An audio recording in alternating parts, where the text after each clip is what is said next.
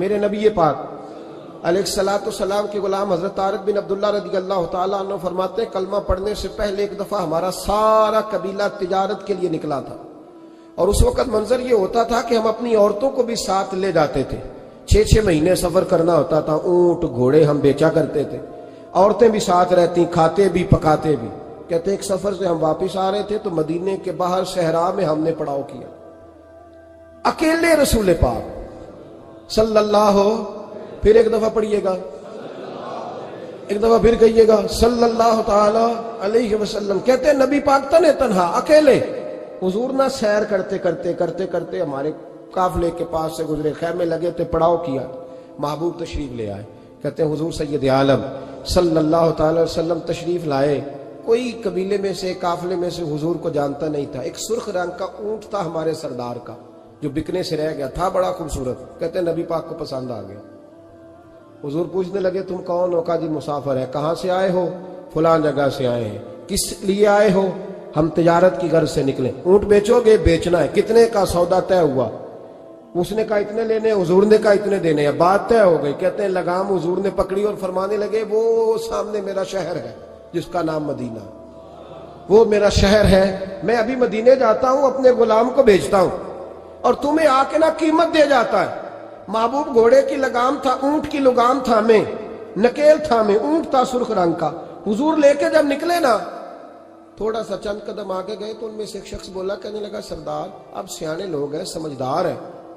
اس شخص کا نام پوچھا آپ نے، قبیلہ پوچھا ہے، ایڈریس کا پتہ ہے کہاں رہتا ہے، اتنا قیمتی اونٹ دے دیا۔ سردار بھی کہنے لگا، سارے کہنے لگے یار ان کی باتوں میں اتنی لذت تھی، ان کے گفتار و رفتار اتنی بھاوکار تھی، مزیدار تھی کہ ہوش ہی کوئی نہیں رہا۔ بھئی ہم پرانے تاجر ہیں، کبھی اس طرح کا سودا کیا ہی نہیں جس طرح کا آج ہو گیا۔ اوہو واقعی کچھ نہیں یاد رہا، کوئی سمجھ نہیں آئی۔ وہ ابھی نظر آ رہے، ایک آدمی دوڑ کے جاؤ، دوڑ کے اور جا کر کے نا ان سے کہو بڑی جائز بات ہے، وہ ناراض بھی نہیں ہوں گے۔ ان سے ایک شخص کہو کہ بھئی اونٹ دے جاؤ، پیسے لے آنا اور اپنا مال لے جانا، دوڑ کے جاؤ۔ ایک شخص دوڑنے لگا تو سردار کی بیوی خیمے کے اندر تھی، پردے کے پیچھے سے بولی، کہنے لگی خبردار کوئی پیچھے نہ جائے، اگر پیسے مل گئے تو ٹھیک ہے، نہ ملے تو میں دے دوں گی، کوئی پیچھے نہ، کوئی نہ جائے پیچھے۔ سردار کہنے لگا تو جانتی ہے؟ کہنے لگی نہیں۔ کہا گارنٹی کیوں دے رہی ہے؟ تو کہنے لگی تم نے ان کا چہرہ نہیں دیکھا؟ تم تو سودے کر رہے تھے، میں پردے کے پیچھے سے دیکھ رہی تھی۔ پیر مہر علی شاہ صاحب کو کسی نے کہا تھا نبی پاک کا حلیہ بیان کرے، بتائیں حضور کے کان مبارک کیسے تھے، آنکھیں کیسی تھی، ناک مبارک کیسی تھی، بینی مبارک کیسی تھی۔ تو پیر مہر علی شاہ صاحب کہنے لگے کوئی مثل نہیں ڈھولن دی، کہنے لگے مجھ سے نہیں بیان ہوتا حضور کا حلیہ، کوئی مثل نہیں ڈھولن دی، تو چپ کر مہر علی، ایتھے جا نہیں بولن دی، بس کر، تو بیان کر سکتا ہے اتنی طاقت۔ اعلیٰ حضرت نے کہا لم یاتی نذیر کفی ناظرین مثلے تو نشد، پیدا جانا۔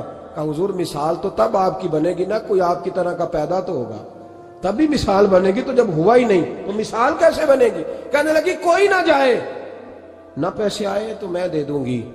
میں تو پردے کے پیچھے سے دیکھ رہی تھی، ان کے چہرے کا وقار دیکھا، ان کی آنکھوں کی روشنی دیکھی، ان کے لفظوں کا حسن دیکھا۔ تم 50 باتیں کرتے تھے، وہ ایک جواب دیتے تھے اور گنے چنے لفظ بولتے تھے، ان کی سادگی کا وقار دیکھا۔ جانے دو، نہ پیسے آئے تو میں دوں گی۔ کہتے ہیں حضور گئے، تھوڑی دیر کے بعد ایک کالے رنگ کا حبشی غلام آیا، پیسے بھی پکڑے اور اپنی چادر میں نا کھجوریں باندھ کے تو پیچھے ڈالی ہوئی ہے، وہ دیہاتی لوگ پیچھے نہیں ڈال لیتے، کھجوریں ڈال کے پیچھے۔ کہتے ہیں وہ آئے اور ان کے آنے کا انداز بھی بڑا نرالا تھا۔ کہتے ہیں وہ جھومتے جھومتے اللہ کا ذکر کرتے، اللہ صمد کرتے پہنچ گئے اور آگے کہنے لگے تم سے میرے نبی نے اونٹ خریدا ہے؟ تم سے؟ کہا ہم سے خریدا ہے۔ کہنے لگے یہ تمہارے پیسے؟ اور پھر چادر کھول کے صحرا پہ بچھا دی، کہنے لگے یہ تمہارے پیسے اور کھجوریں کھاؤ، میرے نبی نے تحفہ بھیجا ہے، کھاؤ، حضور نے تحفہ بھیجا ہے۔ تو وہ سردار کی بیوی اوٹ ہٹا کے کہنے لگی وہ کالے رنگ کے حبشی غلام، انہیں کھجوریں کھلا اور مجھے اس عزت والی ماں کا نام بتا جس کے گھر میں ایسا لال پیدا ہوا، انہیں کھجوریں کھلا، اور مجھے اس عظمت والے باپ کا نام بتا جس کے گھر میں ایسا پھول کھلا ہے، وہ قبیلہ تو بتا تو صحیح، وہ کون تھے؟ 2 گھڑیاں رکے ہیں پر خوشبو ہی پھیل گئی ہے، رنگ ہی بدل گیا، تار کوئی مثل نہ ڈھولن دی، تو چپ کر مہر علی، ایتھے جہاں نہیں ہو بولن دی۔